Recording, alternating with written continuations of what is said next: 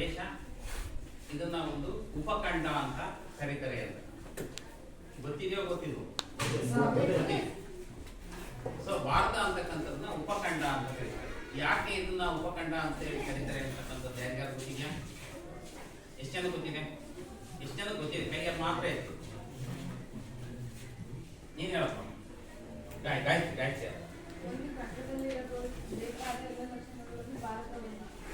ಖಂಡದಲ್ಲಿರಬಹುದಾದ ಎಲ್ಲಾ ಲಕ್ಷಣಗಳನ್ನ ಭಾರತ. ಸೊ ಇಷ್ಟು ಹೇಳಿದ್ರೆ ಸಾಕಾಗೋದಿಲ್ಲ. ಈ ಕಡೆ ಕೇಳಿಕೊಳ್ಳಿ. ನಮ್ಮ ಭಾರತ ದೇಶದಲ್ಲಿ ಸುಮಾರು 140 ಕೋಟಿ ಜನ ಇದ್ದಾರೆ. ಸುಮಾರು 140 ಕೋಟಿ ಜನಸಂಖ್ಯೆ ಇದೆ. ಈ 140 ಕೋಟಿ ಜನಸಂಖ್ಯೆ ವಿವಿಧ ಭಾಷೆ, ವಿವಿಧ ಧರ್ಮ, ವಿವಿಧ ಜನಾಂಗ, ವಿವಿಧ ಸಂಸ್ಕೃತಿ, ವಿವಿಧ ಆಚಾರ ವಿಚಾರಗಳನ್ನು ಹೊಂದಿರತಕ್ಕಂಥ, ವಿವಿಧತೆಯಲ್ಲಿ ಏಕತೆಯನ್ನು ಹೊಂದಿರತಕ್ಕಂಥ ದೇಶ ನಮ್ಮದು. ಅನೇಕ ರೀತಿಯ ಜಾತಿಗಳು, ಧರ್ಮಗಳು, ವಿಭಿನ್ನ ಸಂಸ್ಕೃತಿ, ನಾಗರಿಕತೆಯನ್ನು ಹೊಂದಿರತಕ್ಕಂಥ ದೇಶ ನಮ್ಮ ಭಾರತ ದೇಶ.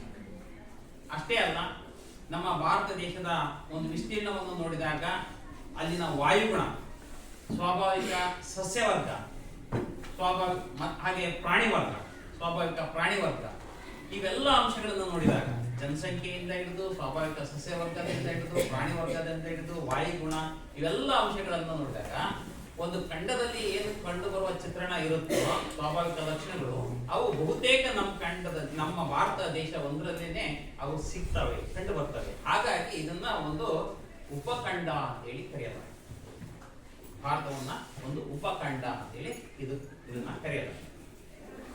ನಮ್ಮ ಭಾರತ ದೇಶ ಉಪಖಂಡ ಅಂತೇಳಿ ಯಾಕೆ ಕರೀತಾರೆ? ಇಂಗ್ಲಿಷಲ್ಲಿ ಸಬ್ ಕಾಂಟಿನೆಂಟ್ ಅಂತ, ಖಂಡಕ್ಕೆ ಕಾಂಟಿನೆಂಟ್ ಅಂತ ಕರೀತಾರೆ, ಉಪಖಂಡಕ್ಕೆ ಸಬ್ ಕಾಂಟಿನೆಂಟ್ ಅಂತ ಕರೀತಾರೆ. ಇಂಗ್ಲಿಷ್ ವರ್ಡ್ಗಳನ್ನು ಸಹ ಸ್ವಲ್ಪ ನೆನ್ಪಿಟ್ಕೊಳ್ಳಿ, ಬೇಕಾಗುತ್ತೆ ಮುಂದೆ.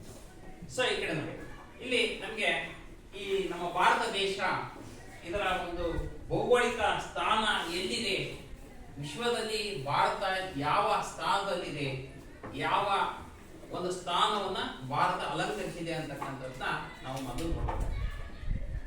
ವಿಶ್ವದ ಭೂಪಟದಲ್ಲಿ ಭಾರತ ಯಾವ ಸ್ಥಾನದಲ್ಲಿದೆ? ಯಾರು ಹೇಳ್ತೀರ? ಪ್ರಜ್ವಲ್ ಹೇಳಪ್ಪ. ಉತ್ತರಾರ್ಧಗೋಳದ ಪೂರ್ವ ಭಾಗ.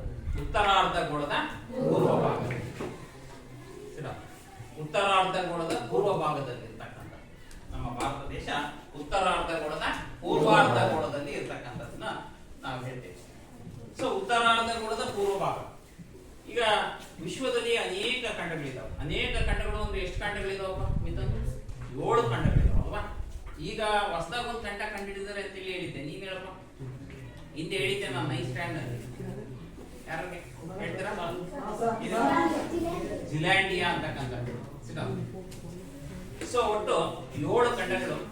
ಜಿಲ್ಯಾಂಡಿಯಾ ಅಂತಕ್ಕಂಥ ಒಂದು ಖಂಡ, ಅದನ್ನ ಭೂಗರ್ಭ ಶಾಸ್ತ್ರಜ್ಞರು ಇತ್ತೀಚೆಗೆ ಕಂಡುಹಿಡಿದಿರ್ತಕ್ಕಂಥದ್ದು. ಅದ್ರ ಬಗ್ಗೆ ಇನ್ನೂ ಸಂಶೋಧನೆ ಆಳವಾಗಿ ನಡಿಬೇಕಾಗಿದೆ. ಅಲ್ಲಿನ ಭೌಗೋಳಿಕ ವ್ಯಾಪ್ತಿ ಎಷ್ಟಿದೆ, ಜನಸಂಖ್ಯೆ ಎಷ್ಟಿದೆ ಅನ್ನೋದ್ರ ಬಗ್ಗೆ ಸಂಪೂರ್ಣ ವಿವರ ಇನ್ನೂ ಲಭ್ಯ ಆಗಿಲ್ಲ. ಸೊ ಇನ್ನು ಸಂಶೋಧನೆ ನಡೀತಾ ಇರ್ತದೆ, ಬಂದ ಮೇಲೆ ನೋಡೋಣ.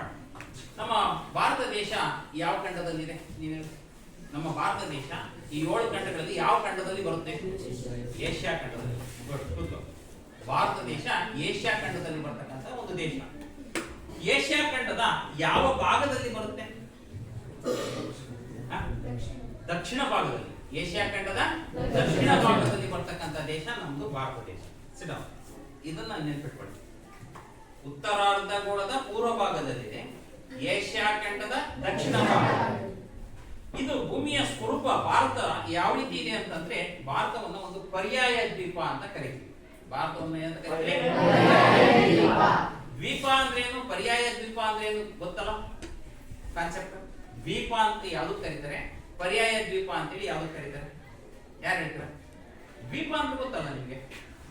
ಈಗ ನಾವು ಅಂಡಮಾನ್ ನಿಕೋಬಾರ್ ದ್ವೀಪಗಳು ಮತ್ತು ಲಕ್ಷದ್ವೀಪಗಳು ನಮ್ಮ ಭಾರತಕ್ಕೆ ಸೇರಿದವು. ಅವು ದ್ವೀಪಗಳು. ದ್ವೀಪಗಳು ದ್ವೀಪಗಳು ಅಂದ್ರೆ ಏನು? ಯಾರು ಹೇಳ್ತಾರೆ? ದ್ವೀಪಗಳು ಅಂದ್ರೆ ಏನು? ಪರ್ಯಾಯ ದ್ವೀಪ. ನಮ್ಮ ಭಾರತ ಒಂದು ಪರ್ಯಾಯ ದ್ವೀಪ ಅಂತ ಕರಿತೀವಿ. ಯಾರು ಹೇಳ್ತಾರೆ? ಹೌದಾ? ಪರ್ಯಾಯ ದ್ವೀಪ ಅಂದ್ರೆ ಏನು? ಯಾರು ಹೇಳ್ತಾ ಇಲ್ಲ? ಅಲ್ಲ, ಅರ್ಧ ಭಾಗ ಅಲ್ಲ, ಅರ್ಧ ಭಾಗ ನೀರಿದ್ದು ಅಲ್ಲ. ಸರಿಯಾಗಿ ಹೇಳ್ತಾ ಇಲ್ಲ, ಸರಿ ಕೇಳಿಸ್ಕೊಳ್ಳಿ. ಪರ್ಯಾಯ ದ್ವೀಪ ಅಂತೇಳಿ ಯಾವ್ದು ಕರೀತಾರೆ? 3 ಕಡೆ ನೀರಿದ್ದು ಒಂದು ಕಡೆ ಭೂಮಿ ಇರೋದನ್ನ ಪರ್ಯಾಯ ದ್ವೀಪ ಅಂತ ಕರೀತಾರೆ. ನಮ್ಮ ಭಾರತ ದೇಶ ಒಂದು ಪರ್ಯಾಯ ದ್ವೀಪ, ಹೌದಾ? ನೋಡಿ 3 ಕಡೆ ನೀರಿದೆ ನೋಡಿ. ಪೂರ್ವದಲ್ಲಿ ಬಂಗಾಳಕೊಲ್ಲಿ ಇದೆ, ಪಶ್ಚಿಮದಲ್ಲಿ ಅರಬ್ಬಿ ಸಮುದ್ರ ಇದೆ, ಹಾಗೆ ಉತ್ತರದಲ್ಲಿ ಸಾಗರ ಇದೆ. ಹಾಗೆ ಉತ್ತರದಲ್ಲಿ ಏನಿದೆ ನೋಡಿ, ಉತ್ತರದಲ್ಲಿ ನೀರು ಇದೆಯಾ? ಇಲ್ಲಿ ಭೂಮಿ ಇದೆ, ಬೇರೆ ಬೇರೆ ದೇಶಗಳು ಬರ್ತವೆ, ಚೀನಾ, ನೇಪಾಳ ಇವೆಲ್ಲ ಬರ್ತವೆ ನೋಡಿ ಉತ್ತರದಲ್ಲಿ ಅಲ್ವಾ? ಸೊ ಅಂದ್ರೆ 3 ಕಡೆ ನೀರಿದ್ದು ಒಂದು ಕಡೆ ಭೂಮಿ ಇರೋದನ್ನ ಏನಂತ ಕರೀತಾರೆ? ಹಾಗೆ ದ್ವೀಪ ಅಂದ್ರೆ ಯಾರಪ್ಪ ಹೇಳಪ್ಪ? ಸುತ್ತಲೂ ನೀರಿದ್ದು ಮಧ್ಯ ಭೂಮಿ ಇರೋದು. ಯಾಕೆ ಗೊತ್ತಿದ್ದಿಲ್ವಾ ಇದು? ಗೊತ್ತಿದ್ ಮತ್ತೆ ಯಾಕೆ ಹೇಳಲಿಲ್ಲ? ಸುತ್ತಲೂ ನೀರಿದ್ದು ಮಧ್ಯ ಭೂಮಿ ಇರ್ತಕ್ಕಂಥದ್ದನ್ನ ಏನಂತ ಕರೀತಾರೆ? ಅಂತ ದ್ವೀಪಗಳು ನಮ್ಮ ಭಾರತ ದೇಶಕ್ಕೆ ಎಷ್ಟು ಸೇರಿದ ಗೊತ್ತಾ? 247. ಎಷ್ಟು? ಚಿಕ್ಕ ಚಿಕ್ಕ ಅತಿ ಚಿಕ್ಕ ನಡುಗಡ್ಡೆಗಳು, ಸುತ್ತ ನೀರಿನ ಸ್ವಲ್ಪ ಹೇಳಿದ್ದಾರೆ. ಜನಸಂಖ್ಯೆ ಬಹಳ ವಿರಳ ನಡುಗಡ್ಡೆ, ಅಂಡಮಾನ್ ಮತ್ತು ನಿಕೋಬಾರ್ ದ್ವೀಪಗಳು ಅಂತ ಹೇಳಿ ಅವನ್ನ ಕರೀತೀವಿ. ಸರಿ, ಈಗ ಇದು ನಮ್ಮ ಭಾರತ ದೇಶ ಒಂದು ಪರ್ಯಾಯ ದ್ವೀಪ. ಇಲ್ಲಿ ನಮ್ಮ ಈ ಭೌಗೋಳಿಕ ಸ್ಥಾನವನ್ನು ನಾವು ನೋಡ್ತಾ ಇದ್ದೀವಿ. ನಮ್ಮ ಭಾರತ ದೇಶದ ಒಂದು ಭೌಗೋಳಿಕ ಸ್ಥಾನ ಅಂತಕ್ಕಂಥದ್ದು ಹೇಗಿದೆ ಅಂತಕ್ಕಂಥದ್ದನ್ನು ನೋಡ್ತಾ ಹೋದ್ರೆ,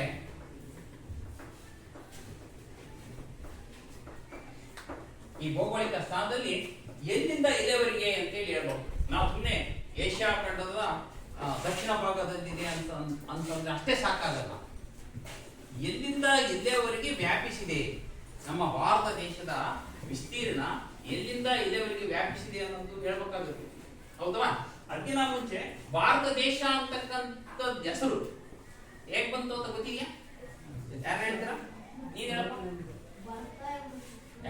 ಭರತ ಎಂಬ ಚಕ್ರವರ್ತಿ ಭಾರತವನ್ನ ಆಳ್ತಾ ಇದ್ದ. ಈ ಪ್ರದೇಶವನ್ನ ಭರತ ಅಂತಕ್ಕಂಥ ಚಕ್ರವರ್ತಿ ಹಿಂದೆ ಆಳ್ತಾ ಇದ್ದ. ಆ ಕಾರಣಕ್ಕೋಸ್ಕರ ಭಾರತ ಅಂತಕ್ಕಂಥ ಹೆಸರು ಬಂತು ಅಂತಕ್ಕಂಥದ್ದು ಒಂದು ಬಗ್ಗೆ. ಹಾಗೆ ಇಂಡಿಯಾ ಅಂತಕ್ಕಂಥದ್ದು ಸಿಂಧೂ ನದಿ ನಮ್ಮ ಭಾರತ ದೇಶದಲ್ಲಿ ಹುಟ್ಟಿ ಪಾಕಿಸ್ತಾನಕ್ಕೆ ವತಿಯನ್ನು ಹರಿತದ ಆ ಸಿಂಧೂ ನದಿಯಿಂದ ಇಂಡಿಯಾ, ಹಿಂದೂಸ್ತಾನ್ ಅಂತಕ್ಕಂಥ ಹೆಸರು ಬಂತು ಅಂತಕ್ಕಂಥದ್ದು ಒಂದು ಪ್ರತೀತಿ. ಅಂದ್ರೆ ದೇಶದ ಹೆಸರು ಹೇಗ್ ಬಂತು ಅಂತಕ್ಕಂಥದ್ದು ನಿಮಗೆ ಚೆನ್ನಾಗಿ ಗೊತ್ತಾಯ್ತಲ್ಲ? ಸೊ ಈಗ ಈ ಭೌಗೋಳಿಕ ಸ್ಥಾನ ನಾವು ಹೇಳಿದ್ವಿ, ಏಷ್ಯಾ ಖಂಡದ ದಕ್ಷಿಣ ಭಾಗದಲ್ಲಿದೆ, ಉತ್ತರಾರ್ಧಗೋಳದ ಪೂರ್ವ ಭಾಗದಲ್ಲಿದೆ ಅಂತ ಹೇಳಿದ್ಮೇಲೆ ನಾವು ಎಲ್ಲಿಂದ ಎಲ್ಲಿಯವರೆಗೆ ಇದೆ ಅಂತೇಳಿ ಹೇಳ್ಬೇಕಾಗುತ್ತೆ. ಅಕ್ಷಾಂಶ ಮತ್ತು ರೇಖಾಂಶಗಳ ಸಹಾಯದಿಂದ ನಿಖರವಾಗಿ ಅದರ ಸ್ಥಾನವನ್ನ ನಾವು ಗುರುತು ಮಾಡಬೇಕಾಗುತ್ತೆ. ನೋಡಿ 8 ಡಿಗ್ರಿಯಿಂದ 8.4 ಡಿಗ್ರಿಯಿಂದ 6 ಉತ್ತರ ಅಕ್ಷಾಂಶ. ಇನ್ನು ಸರಿಯಾಗಿ ಕೇಳಿಸ್ಕೊಳ್ಳಿ, ಇದು ಎಲ್ಲಿಂದ ಎಲ್ಲಿಗೆ ಹೆಂಗ್ ಬರುತ್ತೆ ಅಂತ ಸರಿಯಾಗಿ ಕೇಳಿಸ್ಕೊಳ್ಳಿ. ನೋಡಿ, ಇಲ್ಲಿ ಪೂರ್ವ ಪಶ್ಚಿಮವಾಗಿ ಎಳೆದಿರುವ ಊಹಾ ರೇಖೆಗಳನ್ನ ಏನಂತ ಕರೀತಾರಪ್ಪ? ಪೂರ್ವ ಪಶ್ಚಿಮವಾಗಿ ಎಳೆದಿರುವ ಊಹಾ ರೇಖೆಗಳನ್ನ ಏನಂತ ಕರೀತಾರೆ ವಿದ್ಯಾಶ್ರೀ? ಪೂರ್ವ ಪಶ್ಚಿಮವಾಗಿ ಎಳೆದಿರ್ತಕ್ಕಂಥ ಊಹಾ ರೇಖೆಗಳನ್ನ ಏನಂತ ಕರೀತಾರೆ? ಅಷ್ಟೇ ಹೇಳ್ತೀವಿ. ಉತ್ತರ ಅಕ್ಷಾಂಶ ಅಲ್ಲ, ಅಕ್ಷಾಂಶ. ಪೂರ್ವ ಪಶ್ಚಿಮವಾಗಿ ಎಳೆದಿರ್ತಕ್ಕಂಥ ಊಹಾ ರೇಖೆಗಳನ್ನ ಏನಂತ ಕರೀತಾರೆ? ಹಾಗೆ ಉತ್ತರ ದಕ್ಷಿಣವಾಗಿ ಎಳೆದಿರ್ತಕ್ಕಂಥ ಊಹಾ ರೇಖೆಗಳನ್ನ ಏನಂತ ಕರೀತಾರೆ? ರೇಖಾಂಶಗಳು ಏನಂತ ಕರೀತಾರೆ? ಸರಿ ಕೇಳಿಸ್ಬಿಡಿ. ಈ ಕಡೆ ಅಕ್ಷಾಂಶಗಳು ಹಿಂಗಿರುವ ಯಾವುದೇ ಕಾರಣಕ್ಕೂ ಇದನ್ನು ಮರಿಬಾರ್ದು. ಸೊ ಇಲ್ಲಿ ನಮ್ಮ ಭಾರತ ದೇಶ ಈ ಭೂಮಧ್ಯ ರೇಖೆ 0 ಅಂತಂದ್ರೆ ಭೂಮಧ್ಯ ರೇಖೆ 0ದಿಂದ ಇಲ್ಲಿ 8 ಇದೆ ನೋಡಿ 8 ಇದೆ. 8ಕ್ಕಿಂತ ಚೂರು ಬಿಟ್ಟಿದೆ ಮೇಲೆ 8.4 ಇಲ್ಲಿಂದ ಸ್ಟಾರ್ಟ್ ಆಗಿದೆ. 8.4ರಿಂದ 5ವರೆಗೆ ಅಂದ್ರೆ 37.6 ಉತ್ತರ ಅಕ್ಷಾಂಶ. ಇದು ಉತ್ತರ. ಈ 0ದಿಂದ ಕೆಳಗಡೆ ದಕ್ಷಿಣ. ನಮ್ಮ ಉತ್ತರಾರ್ಧ ಗೋಳ ಅಲ್ಲ, ನಮ್ಮ ಗೋಳದಲ್ಲಿ ಎಲ್ಲಿದೆ ಅಂತೇಳಿ ನಾವು ಹೇಳ್ಬೇಕಾದ್ರೆ 8.4 ಡಿಗ್ರಿಯಿಂದ 37.6 ಡಿಗ್ರಿ ಉತ್ತರ ಅಕ್ಷಾಂಶದವರೆಗೆ ಚಾಚಿದೆ ಭಾರತ ದೇಶ. ಹಾಗೆಯೇ ನಾವು ಹಿಂಗ ಅಗಲ ನೋಡ್ಬೇಕಲ್ವಾ, ಉದ್ದ ನೋಡಿದ್ವಿ. ಈಗ ಅಗಲ ಎಷ್ಟು ಚಾಚಿದೆ ಅಂತಕ್ಕಂಥದ್ದನ್ನು ನೋಡ್ತಾ ಹೋದ್ರೆ 68 ಡಿಗ್ರಿಯಿಂದ 67.7ರಿಂದ 77.25 ಡಿಗ್ರಿ. ಎಸ್ ಗೊತ್ತಿದೆ. 68.7ರಿಂದ 77.25.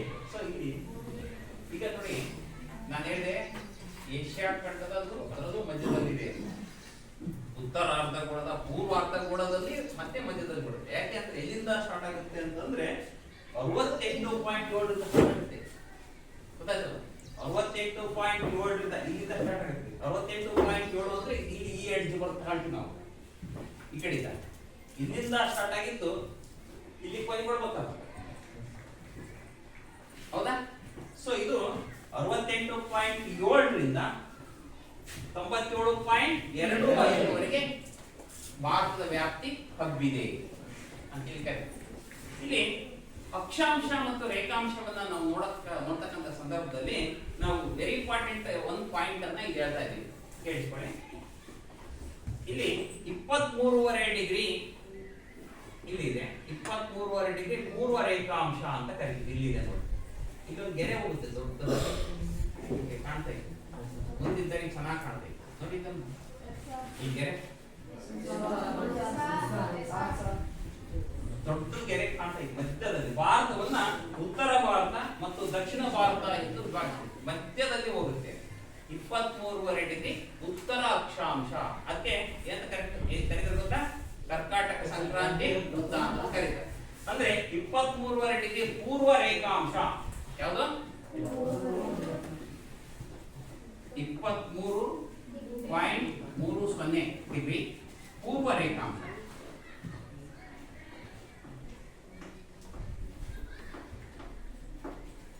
23.30 ಡಿಗ್ರಿ ಪೂರ್ವ ರೇಖಾಂಶ ಇಲ್ಲಿದೆ. ಇದು ಭಾರತವನ್ನ ಎರಡು ಸಮಭಾಗಗಳಾಗಿ ವಿಭಾಗಿಸುತ್ತೆ. ಉತ್ತರ ಭಾರತ ಮತ್ತು ದಕ್ಷಿಣ ಭಾರತ ಅಂತ ಹೇಳಿ ಎರಡು ಸಮಭಾಗಗಳಾಗಿ ವಿಭಾಗಿಸುತ್ತೆ. ಹಾಗೆಯೇ ಇದು ಪೂರ್ವ ಪಶ್ಚಿಮವಾಗಿ ಆಯಿತು, ಗೊತ್ತಾಯ್ತಲ್ಲ? ಹಾಗೆ ಉತ್ತರ ದಕ್ಷಿಣವಾಗಿ ಇಲ್ಲಿ ಒಂದು ರೇಖಾಂಶ ಬರುತ್ತೆ. ಅದು ಎಷ್ಟು ಡಿಗ್ರಿ ರೇಖಾಂಶ ಅಂದ್ರೆ 82.5 ಡಿಗ್ರಿ ಅಂತ. 82.5 ಡಿಗ್ರಿ ಸರಿ. ಉತ್ತರ ರೇಖಾಂಶ ಇದು, ಪೂರ್ವ ರೇಖಾಂಶನ ಇದು. 23.5 ಡಿಗ್ರಿ ಪೂರ್ವ ರೇಖಾಂಶನ ಅಲ್ಲ, ಉತ್ತರ ಅಕ್ಷಾಂಶ. ಮುಂದೆ ಇದ್ದೀರಲ್ಲ, ಉತ್ತರ ಅಕ್ಷಾಂಶ ಇದು ಪೂರ್ವ ರೇಖಾಂಶ. ಸೊ ಈ ಕಡೆ 23.5 ಡಿಗ್ರಿ ಇದು ಉತ್ತರ ಅಕ್ಷಾಂಶ. 23.5 ಡಿಗ್ರಿ ಇದೇನು ಮೇಲ್ಗಡೆ ಉತ್ತರ ತಾನೆ, ಉತ್ತರ ಅಕ್ಷಾಂಶ. ಈಗ ಹೋಗಿದೆ ಅಂದ್ರೆ ಇದು ಅಕ್ಷಾಂಶ ರೇಖಾಂಶನ? 82.5 ಡಿಗ್ರಿ ಇಲ್ಲಿ ಬರುತ್ತೆ ನೋಡಿ. ಉತ್ತರ ಪ್ರದೇಶದ ಈ ಅಲಹಾಬಾದ್ ಅಂತಕ್ಕಂಥ ಸ್ಥಳ ಈ ಭಾಗದಲ್ಲಿ ಬರುತ್ತೆ. ಈ ಭಾಗದಲ್ಲಿ ಬರುತ್ತೆ. ಇದು ಪೂರ್ವ ರೇಖಾಂಶ. ಯಾವುದು? ನೋಡಿ, ಇದು ಭಾರತವನ್ನ ಮತ್ತೆ ಪೂರ್ವ ಮತ್ತು ಪಶ್ಚಿಮವಾಗಿ ಎರಡು ಭಾಗ ಆಗಿ ವಿಭಾಗಿಸುತ್ತೆ, ಗೊತ್ತಾಯ್ತಲ್ಲ? ಯಾವುದು? 82.5 ಡಿಗ್ರಿ ಪೂರ್ವ ರೇಖಾಂಶ. 82.5 ಡಿಗ್ರಿ ನೋಡಿ. 23.30 ಉತ್ತರ ಅಕ್ಷಾಂಶ. 22.5 ಡಿಗ್ರಿ ಅಂತ 22.5 ಡಿಗ್ರಿ ಉತ್ತರ ಅಕ್ಷಾಂಶ. ಭಾರತವನ್ನ ಉತ್ತರ ಭಾರತ ಮತ್ತು ದಕ್ಷಿಣ ಭಾರತ ಅಂತ ವಿಭಾಗಿಸುತ್ತೆ. ಹಾಗೆಯೇ 82.5 ಡಿಗ್ರಿ ಪೂರ್ವ ರೇಖಾಂಶ ಭಾರತವನ್ನ ಪೂರ್ವ ಭಾರತ ಮತ್ತು ಪಶ್ಚಿಮ ಭಾರತ ಅಂತ ವಿಭಾಗಿಸುತ್ತೆ. ಇದು ಪೂರ್ವ ಭಾರತ, ಇದು ಪಶ್ಚಿಮ ಭಾರತ. ಇಲ್ಲಿ ಬಂದಿದೆ. ಇದು ಉತ್ತರ ಪ್ರದೇಶದ ಅಲಹಾಬಾದ್ ಅಂತಕ್ಕಂಥ ಸ್ಥಳದಲ್ಲಿ ಹಾದು ಹೋಗಿದೆ. ಭಾರತದ ಕಾಲಮಾನವನ್ನು ತಿಳಿಸುವ ರೇಖೆ ಅಂತ ಕರೀತೀವಿ. ನಮ್ಗೆ ಅಕ್ಷಾಂಶದಿಂದ ಏನ್ ತಿಳಿತೀವಿ, ರೇಖಾಂಶದಿಂದ ಏನ್ ತಿಳಿತೀವಿ ಅಂದ್ರೆ ಅಕ್ಷಾಂಶದ ಸಹಾಯದಿಂದ ಹವಾಮಾನ ವಾಯುಗುಣವನ್ನ ತಿಳಿತೀವಿ ನಾವು. ಒಂದು ದೇಶದ ವಾಯುಗುಣ, ಹವಾಮಾನ, ಉಷ್ಣಾಂಶದ ಒತ್ತಡ, ಗಾಳಿಯ ಒತ್ತಡವನ್ನ ಯಾವುದ್ರ ಮೂಲಕ ತಿಳಿತೀವಿ ಅಂದ್ರೆ ಅಕ್ಷಾಂಶದ ಸಹಾಯದಿಂದ. ರೇಖಾಂಶದ ಸಹಾಯದಿಂದ ಏನ್ ತಿಳಿತೀವಿ ಅಂತಂದ್ರೆ ಟೈಮ್, ಕಾಲವನ್ನ ತಿಳಿತೀವಿ. ಏನ್ ತಿಳಿತೀವಿ? ನಮ್ಮ ಭಾರತ IST ಅಂತ ಕರೀತೀವಿ, ಇಂಡಿಯನ್ ಸ್ಟ್ಯಾಂಡರ್ಡ್ ಟೈಮ್ ಅಂತ ಹೇಳಿದ್ದಾರೆ. ಇಂಡಿಯನ್ ಸ್ಟ್ಯಾಂಡರ್ಡ್ ಟೈಮ್ IST ಅಂತ ಕರೀತೀವಿ. ಏನಿದ?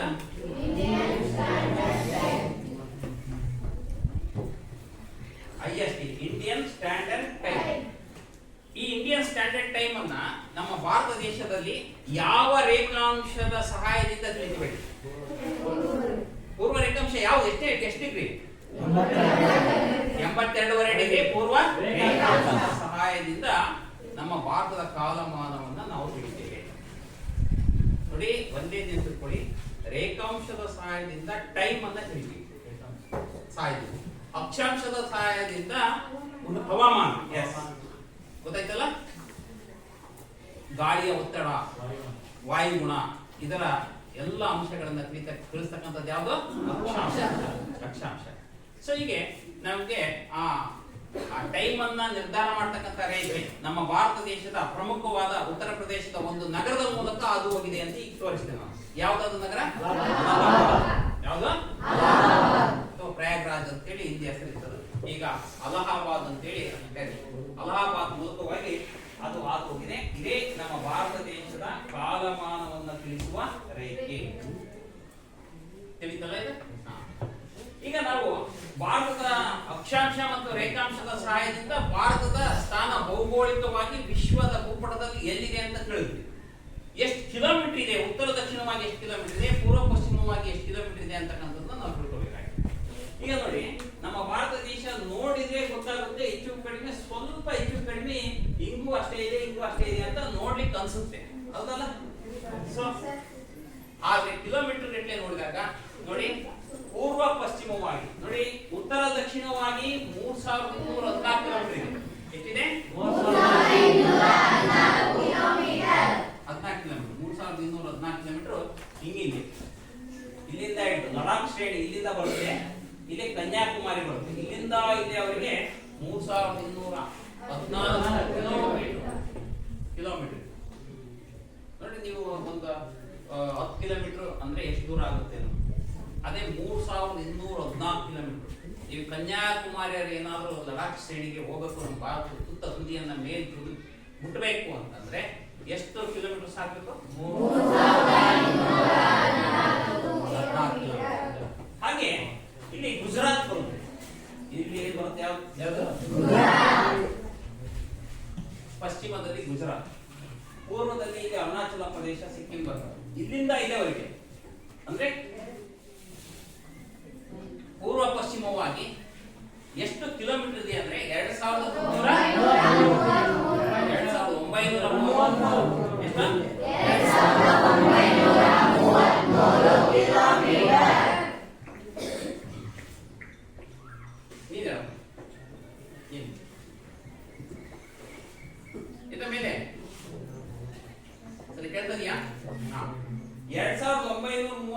ಕಿಲೋಮೀಟರ್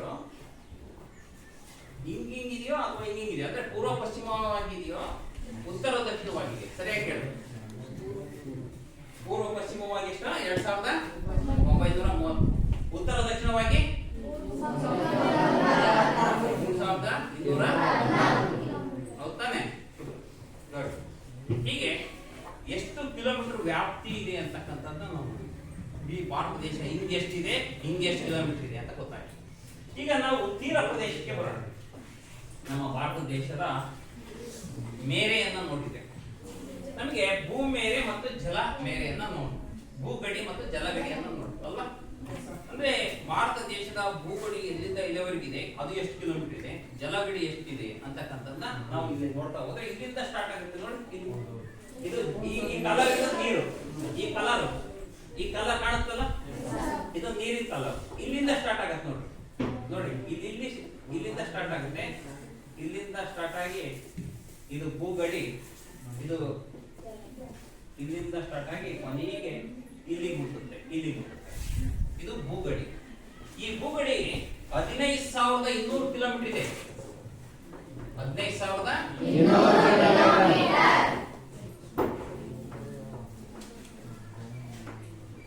ಇದು ಭೂಗಡಿ 15,200 ಕಿಲೋಮೀಟರ್. ಹಾಗೆ ಜಲಗಡಿ ನೋಡಿ ಇಲ್ಲಿಂದ ಸ್ಟಾರ್ಟ್ ಆಗುತ್ತೆ. ಎಷ್ಟು? 8,100 ಕಿಲೋಮೀಟರ್. 8,100 ಕಿಲೋಮೀಟರ್ ಜಲಗಡಿ. ನೀವು ಅಚ್ಚುಕಟ್ಟಾಗಿ ಚೆನ್ನಾಗಿ ತಿಳ್ಕೋಬೇಕು. ನಮ್ಮ ಭಾರತ ದೇಶದ ಗಡಿ 15,200 ಕಿಲೋಮೀಟರ್ ಭೂಗಡಿಯನ್ನು ಹೊಂದಿದೆ. 6,100 ಕಿಲೋಮೀಟರ್ ಜಲಗಡಿ. ಇದು ನಮ್ಮ ಭಾರತ ದೇಶದ ಭೂಗಡಿ ಮತ್ತು ಜಲಗಡಿ ಆಗಿದೆ. ಎಷ್ಟು ಉತ್ತರ ದಕ್ಷಿಣವಾಗಿ ಎಷ್ಟು ಕಿಲೋಮೀಟರ್ ಇದೆ, ಪೂರ್ವ ಪಶ್ಚಿಮವಾಗಿ ಎಷ್ಟು ಕಿಲೋಮೀಟರ್ ಇದೆ, ಭೂಗಡಿ ಎಷ್ಟು ಕಿಲೋಮೀಟರ್ ಇದೆ, ಜಲಗಡಿ ಎಷ್ಟು ಕಿಲೋಮೀಟರ್ ಇದೆ ಎಲ್ಲ ಗೊತ್ತಾಯ್ತು. ಹೌದಾ? ಹಾಗೆ ಈ ನಮ್ಮ ಭಾರತ ದೇಶಕ್ಕೆ ಹೊಂದಿಕೊಂಡಿರ್ತಕ್ಕಂಥ ದೇಶಗಳು ಅಂದ್ರೆ ಆಜುಬಾಜು ನೆರೆಹೊರೆಯ ದೇಶಗಳನ್ನ ನಾವು ನೋಡ್ಬೇಕಾಗಿದೆ. ಹೌದಲ್ಲ? ಈಗ ನಮ್ಮ ರಾಜ್ಯದ ಸುತ್ತಮುತ್ತ ಯಾವ ರಾಜ್ಯ ಇದೆ, ನಮ್ಮ ಜಿಲ್ಲೆಯ ಸುತ್ತಮುತ್ತ ಯಾವ ಜಿಲ್ಲೆ ಇದೆ ಎಲ್ಲ ಗೊತ್ತಾಗ್ತದೆ. ನಿಮ್ ತಾಲೂಕಿನ ಸುತ್ತಮುತ್ತ ಯಾವ ತಾಲೂಕು ಇದೆ ಅಂತ ಗೊತ್ತಿದೆಯಲ್ಲ. ಹಾಗೆ ನಮ್ಮ ರಾಜ್ಯದ ಸುತ್ತಮುತ್ತ ಯಾವ ರಾಜ್ಯಗಳಿದಾವೆ ಅಂತ ಗೊತ್ತಿದೆಯಲ್ಲ. ಗೊತ್ತಿದೆಯಾ? ನಮ್ಮ ರಾಜ್ಯದ ಸುತ್ತಮುತ್ತ ಯಾವ ರಾಜ್ಯ ಇದೆ ಅಂತ ಗೊತ್ತಿದಾವ? ಹೇಳಮ್ಮ ಸ್ವಲ್ಪ ನೋಡಕ್ಕೆ. ನಮ್ಮ ಕರ್ನಾಟಕ ರಾಜ್ಯದ ಸುತ್ತಮುತ್ತ ಇರುವ ರಾಜ್ಯಗಳಾವು? ನಮ್ಮ ಕರ್ನಾಟಕ ರಾಜ್ಯದ ಸುತ್ತಮುತ್ತ ಇರುವ ರಾಜ್ಯಗಳಾವು? ಹೇಳಪ್ಪ ಗೌತಮ್. ಮಹಾರಾಷ್ಟ್ರ, ಕೇರಳ, ಗೋವಾ, ತಮಿಳುನಾಡು, ಆಂಧ್ರ ಪ್ರದೇಶ, ತೆಲಂಗಾಣ. ಇಷ್ಟು ರಾಜ್ಯಗಳು ನಮ್ಮ ರಾಜ್ಯವನ್ನು ಸುತ್ತುವರಿದಿವೆ. ಹೌದಲ್ಲ? ನಮ್ಮ ರಾಜ್ಯವನ್ನ ಇಷ್ಟು ರಾಜ್ಯಗಳು ಸುತ್ತುವರಿದಿದ್ದಾವೆ. ಅಂದ್ರೆ ನಮ್ಮ ರಾಜ್ಯದ ಗಡಿಯನ್ನ ಇಷ್ಟು ರಾಜ್ಯಗಳು ಹಂಚಿಕೊಂಡಿದ್ದಾವೆ. ನಮ್ಮ ರಾಜ್ಯ ತಡ ಹೋದ ತಕ್ಷಣ ಸುತ್ತಮುತ್ತ ಇಷ್ಟು ರಾಜ್ಯಗಳು ನಮಗೆ ಸಿಗ್ತವೆ. ಹಾಗೆ ನಮ್ಮ ದೇಶದ ಸುತ್ತ, ನಮ್ಮ ದೇಶವನ್ನ ಸುತ್ತುವರೆದಿರ್ತಕ್ಕಂಥ ದೇಶಗಳು ಯಾರು ಅವನ್ನ ನಾವು ತಿಳ್ಕೊಬೇಕಾಗಿದೆ.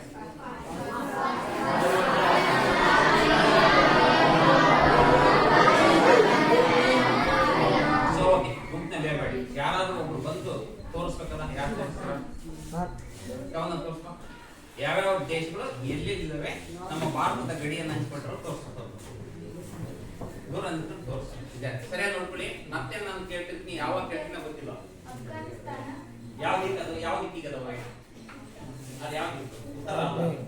ಅದು ಉತ್ತರದ ವಾಯುವ್ಯ ದಿಕ್ಕಿಗೆ ಯಾವ? ನಿಮಿಷ ಗಟ್ಟಿಗೆ ಹೇಳಿ. ಯಾವ ದಿಕ್ಕಿಗೆ? ವಾಯುವ್ಯ ದಿಕ್ಕಿಗೆ. ನೆಕ್ಸ್ಟ್ ಅವು ಯಾವ ದಿಕ್ಕಿಗೆ ಹೋಗು? ಭಾರತದ ಯಾವ ದಿಕ್ಕಿಗೆ? ಅದು ಭಾರತದ ಯಾವ ದಿಕ್ಕಿಗೆ? ಮೇಲ್ಭಾಗ ಯಾವುದು? ಹೇಳು ಗಟ್ಟಿಯಾಗಿ. ಉತ್ತರ ದಿಕ್ಕಿಗೆ 3 ದೇಶಗಳು ಬರ್ತವೆ. ನಮ್ಮ ಗಡಿಯನ್ನು ಹಂಚಿಕೊಂಡಿರೋ ದೇಶಗಳು ಚೈನಾ, ನೇಪಾಳ, ಹಾಗೆ ಮತ್ತೆ ಪೂರ್ವ ದಿಕ್ಕಿಗೆ, ಭಾರತದ ಪೂರ್ವ ದಿಕ್ಕಿಗೆ ಯಾವ? ಬಾಂಗ್ಲಾ ಮತ್ತು ನೆನ್ಪಿಟ್ಕೊಳ್ಳಿ, ಅವು ನಮ್ಮ ಗಡಿಯನ್ನ ಹಂಚಿಕೊಂಡಿದ್ದಾವೆ. ಹಾಗೆ ಇಷ್ಟು ಭೂಗಡಿಯನ್ನ ಹಂಚಿಕೊಂಡಿರೋ ದೇಶಗಳ ಭೂಗಡಿಯನ್ನ ಹಂಚಿಕೊಂಡಿರುವ ದೇಶಗಳನ್ನ ಈಗ 7 ಭಾರತದ ಗಾತ್ರದ ಬಗ್ಗೆ ನಾವು ಮಾತಾಡ್ತಾ ಇದ್ದೇವೆ. ಭಾರತದ ಗಾತ್ರ ನಮ್ಮ ಪ್ರಪಂಚದಲ್ಲಿ ಎಷ್ಟಿದೆ ಅಂತಕ್ಕಂಥದ್ದು 32,87,260. 32,87,260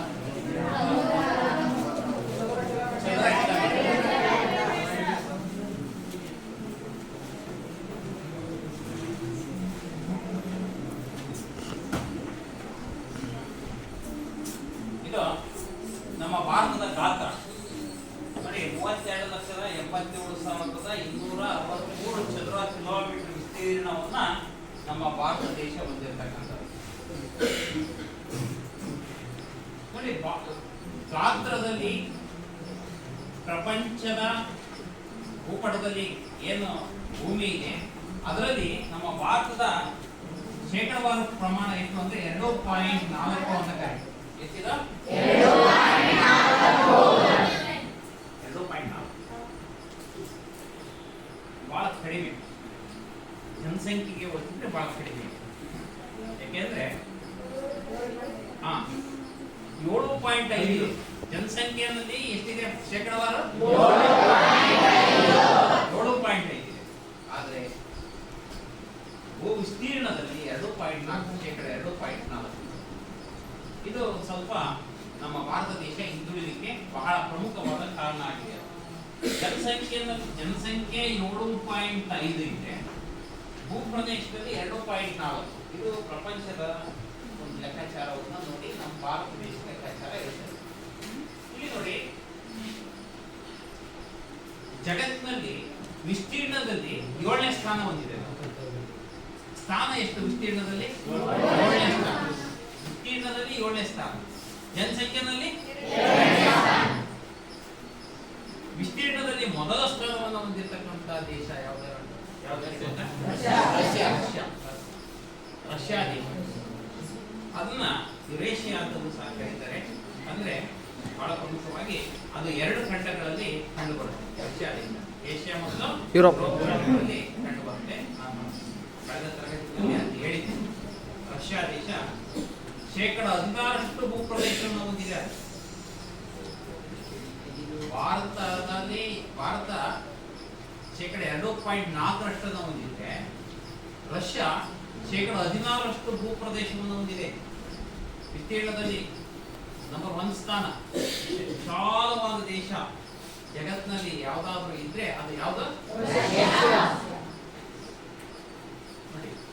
ಆದ್ರೆ ನಮ್ಮ ಭಾರತ ದೇಶ ಶೇಕಡ 2.4 ಅಷ್ಟೇ ಹೊಂದಿದೆ. ಆದ್ರೆ ಜನಸಂಖ್ಯೆ ಸುಮಾರು, ಈಗ ಭಾರತದ ಜನಸಂಖ್ಯೆ 140 ಕೋಟಿ.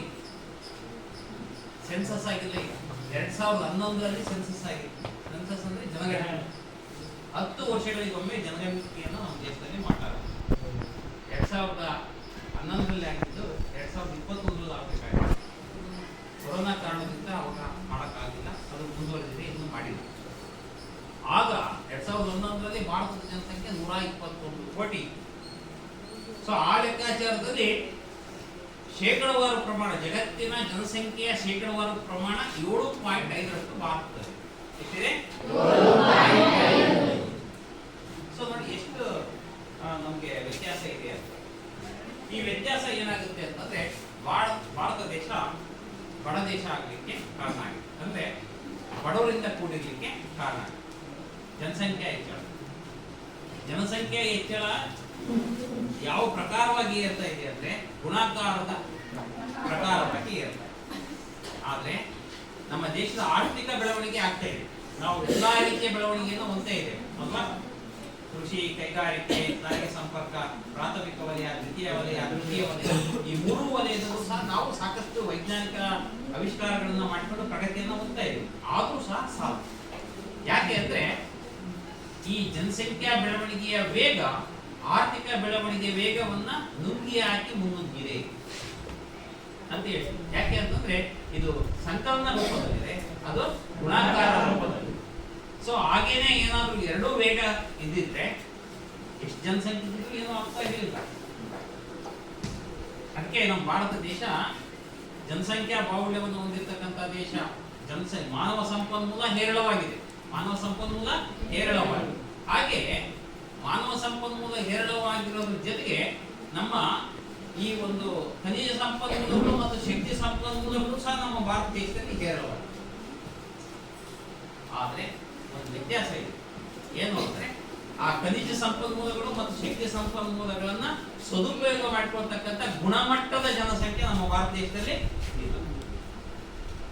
ಹಾಗಾಗಿ ಏನಾಗಿದೆ, ನಾವು ಭಾರತ ದೇಶವನ್ನು ಹೀಗೆ ಹೇಳ್ತೀವಿ, ಬಡ ಜನರಿಂದ ಕೂಡಿದ ಶ್ರೀಮಂತ ದೇಶ ಅಂತೇಳಿ ನಮ್ಮ ಭಾರತ ದೇಶವನ್ನು ನಾವು ಕರಿತಾ ಇದ್ದೀವಿ. ಇಷ್ಟೇನೆ, ಸಂಪನ್ಮೂಲಗಳನ್ನ ನಾವು ಸದುಪಯೋಗ ಮಾಡಿಕೊಳ್ಳಿಕ್ಕೆ ಸಾಧ್ಯ ಆಗ್ತಾ ಇಲ್ಲ.